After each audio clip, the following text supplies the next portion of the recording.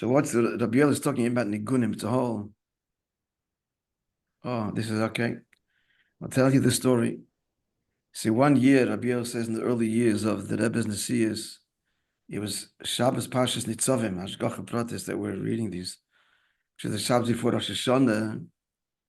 So the Rebbe asked they should sing by the Fabrengen, the Nigen, which the Rebbe Rashab and the Frierdiker Rebbe used to daven with on Rosh Hashanah. I heard them singing this Nigen. Rabbi Shmuel Zalmanov, who big Bal Menagin, and he was the creator at the Frierdiker Rebbe's behest of the Nichoyach records, the Chabad music records. Chabad was the first to make records of Chassidic music. It was a big revolution. In those days, I remember, this is in the 50s and 60s, all from homes had Chabad records.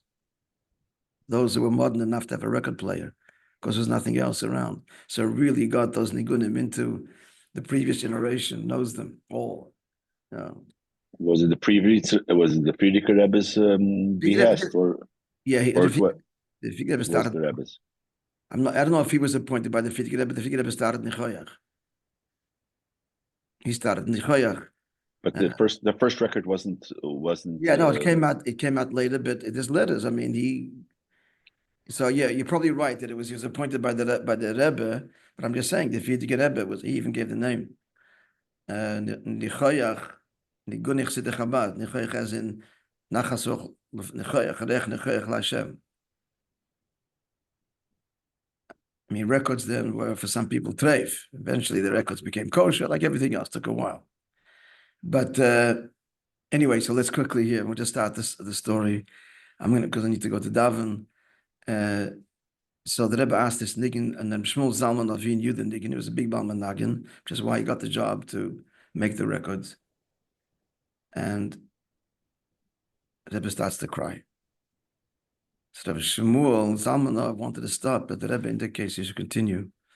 Rabbi says that the Rebbe cried so much that he put his head on his hand. I mean, he put his head on his hand, and his whole body was royed, was trembling, was shaking. And yet, this is something extraordinary. What's Niggin? I don't know. I mean, I think it's known. I just don't know it. Maybe you know it. Bit of homework, try and find out. But here's the amazing thing, which will continue tomorrow. Another story also. The Rebbe continued with this. He says, so his head was on his hand, and which his arm. And with the other hand, he was continuing him, continue the thing. Now, he has in brackets a Biel. It happened once by a Fabrengen, by the Frierdiker Rebbe, the Biel says, that the Rebbe wanted Pinya Alto, he's also big Balmanagan, to sing a niggun.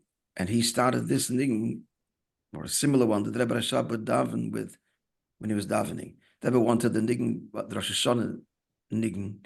I don't know if it's the same or not. At any rate, Pinya is starting to sing, and the Frierdiker Rebbe becomes very emotional.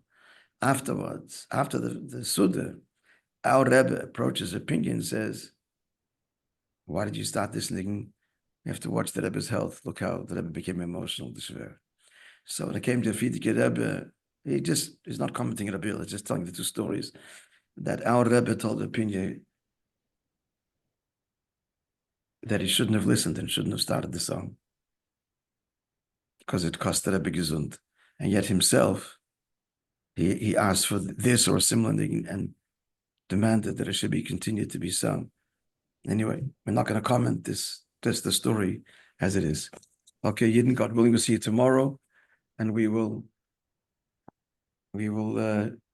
share also the bracha of Erev and Kippur of Tavshin Chaf Hei Be'ezer Hashem and the story around it. Okay, have a wonderful day, everybody. B'suras Toivus, Mashiach now.